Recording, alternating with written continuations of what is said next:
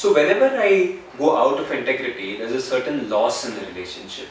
For example, if there's a friend who's promised me to see me in the morning at 6 o'clock for a jog, and day one he does not come at 6, he comes at 6:50, I excuse him.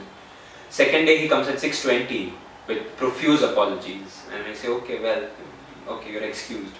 The third day he's still delayed, he comes at 6:30, but he has a reason. I don't care much about his reason, and now I'm really starting to get irritated. When he says on day 3 that I promise you, I promise that tomorrow I'll be there at 6 o'clock, I do not really listen to his word. His promise really doesn't even seem like promise, it just seems like words flying in the air.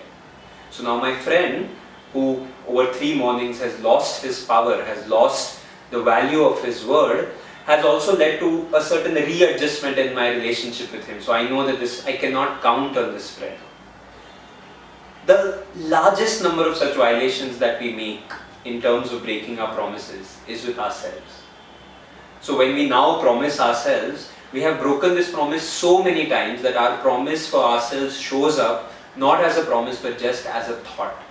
Which means if I say to myself, I will wake up at 6 o'clock in the morning, it really occurs in my head as only a thought, not a promise, because I have broken so many promises to myself that my own relationship with myself, my own reliance on myself, my own belief in myself that I can really make anything happen has completely deteriorated.